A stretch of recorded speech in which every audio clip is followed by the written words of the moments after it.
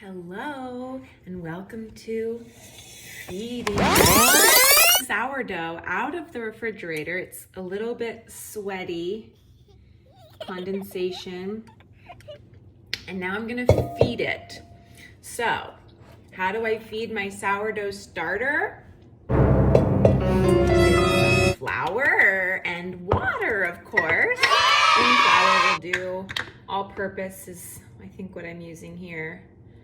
And we just swipe and then pour the flour into the starter. Boop. Boop, boop, boop. And then you can't have food without a little water. So I fill up the water over yonder.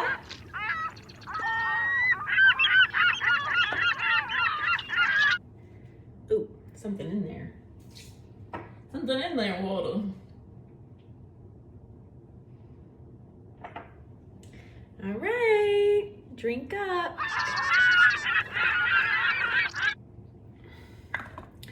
And then I close the lid and give it a little shake, shake, shake, shake, shake, shake, shake incorporated.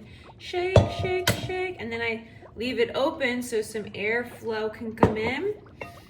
And there you have it. I fed my starter. Check in with me in about 2.5 hours when my starter's bubbling. Because kind of like how our tummy bubbles after we ingest some food, so does the sourdough. It starts to get bubbly in about an hour. And then we take those bubbles and we utilize them. But for now, we just say, happy eating. Okay, so it's been a few hours since I fed my sourdough.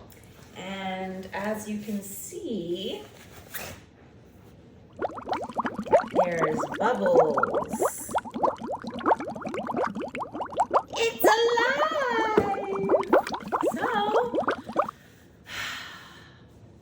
So what you're gonna need is a big bowl. I've got this really big bowl I'm gonna use.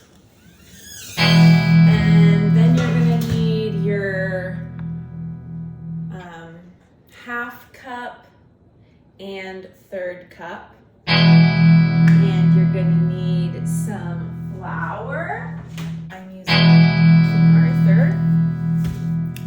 And your water spigot and a bowl filled with water. And a spatula. Ready to make the dough. First, you need to put inside the bowl your starter. We use a heaping 1/3 cup, and I mean like a heaping 1/3 cup. Like it's almost a 1/2 cup, really. I just pour, woo, hot diggity dog, just a little extra for good measure. And then we have to feed this guy right away and put him back in the refrigerator. So we feed him, he gets more water than flour. 1/2 cup of water.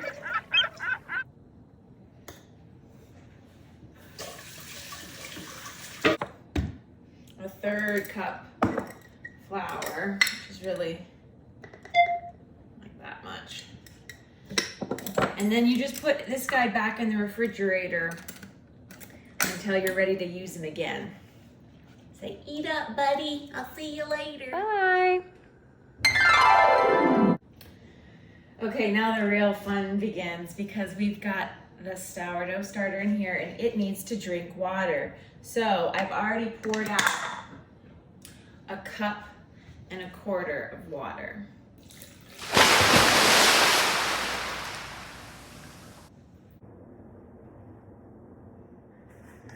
Now you see, you stir this mixture.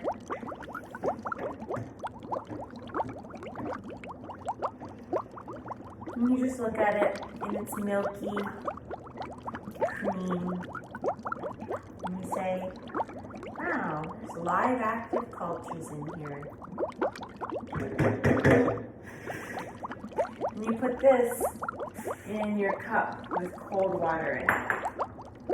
Got a lot of little cups and things.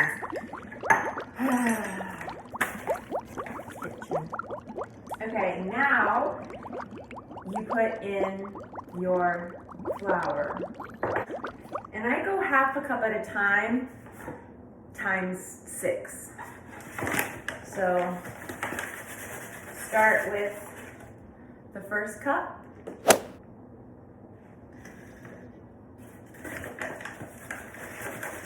And the second cup.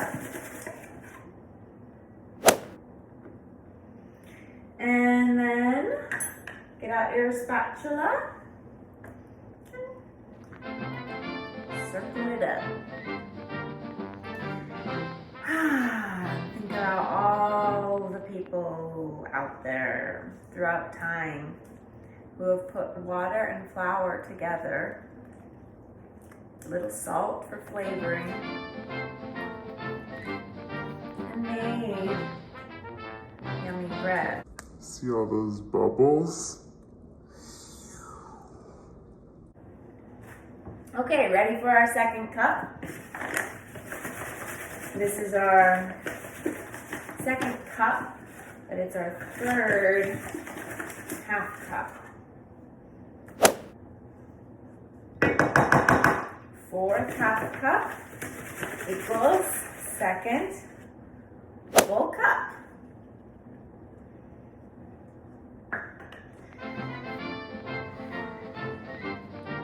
In other countries, they measure by grams. How many grams are in a cup?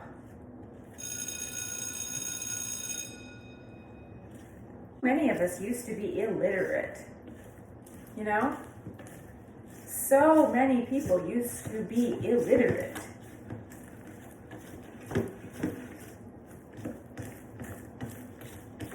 There are a fair amount of people who are still adults in this country who cannot read because they were never taught to read. Yeah.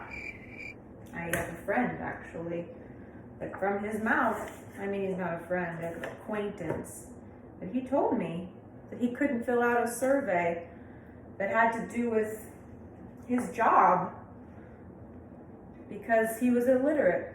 We're on our 3rd cup, our 5th half cup. 5, 6 must be 1/3. Okay, don't quote me on that. 6th cup, aka final cup. We can't forget about salt, flour, flavoring. Now here is where things get sticky, and I mean that. The spatula goes away into the sudsy. You can put the flour away, you're done with that. Now you dunk your hand in cold water so as to lubricate your hand. And then you bring this hand in, like so, and you just go round and round till it forms a ball. It's a pretty big bowl here, so. Try to incorporate that dough into the center. I kind of like this bowl. My dad got me this bowl. He knows gift giving is one of my love languages. He knows it because he gave me that love language. See, your parents are the first people that you interact with on the intimate. So you learn about intimacy from your parental relationships. And humans in this century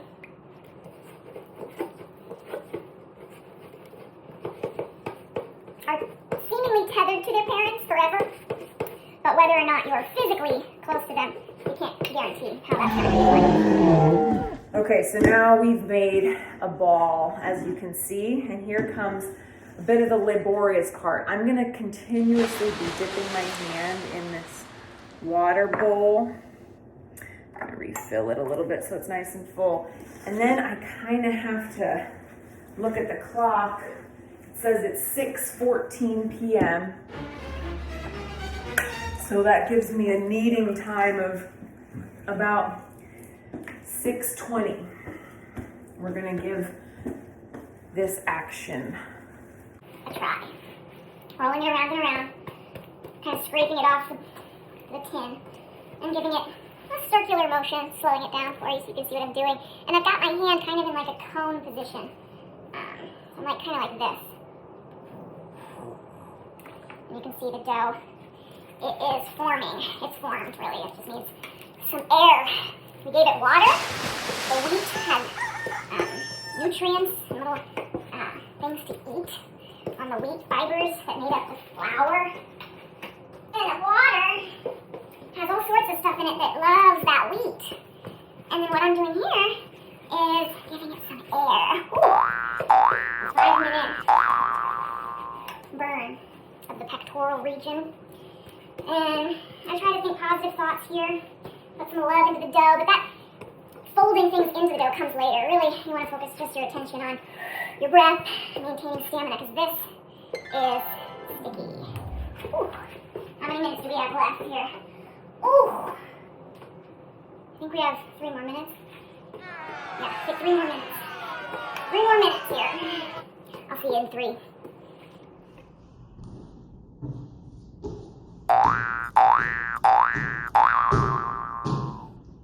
So the next step. Now we're ready to transfer it into its proving bowl. So the first thing we do is pour some oil in this proving bowl. Drizzle, drizzle, and coat this sucker in this beautiful olive oil. Drizzle, drizzle. Then with a wet hand,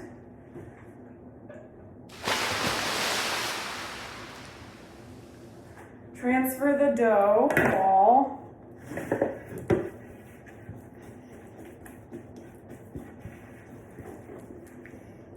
into this bowl and toss it around. It's fully coated in the oil. Give it a little tap, tap, tap. There. We're gonna put our dough baby to sleep. I do use cling wrap. Okay, it's nap time. Cover up the dough, then cover it up in a tea towel. And it most certainly leaves you with very sticky fingers. It's a lot of washing hands. It gives you an opportunity to try new soaps. I chose this sunny spot by the window. See you in a half hour. So here's the loaf, nice and sleepy. And as you can see, I've already put the rosemary in. But this is what the stretch and fold situation looks like. Sleepy loaf, little bit of water, and you come over here and you put some intentions in here. 6 different ways. This is some loving kindness. This is compassion, goodwill, peace, harmony, equanimity, forgiveness, and joy. Let me flip it all over. Oh, that's hard to do. I'm holding the iPad. All right, and then you tuck her in for another 30 minutes, and you do that a total, 4 times. You don't have to, but I do it for the first 2 hours of the bulk fermentation. A total of 4 times every half hour for 2 hours. Resty, resty. From here, you could really go anywhere. You could make a pizza. You could You could make a sourdough loaf. You could make a focaccia bread, which is I think what I'm gonna do with some fresh thyme that I just got from the garden. So, let me know if you try my recipe ever. Remember, the loaf is sleeping. It's been 30 minutes.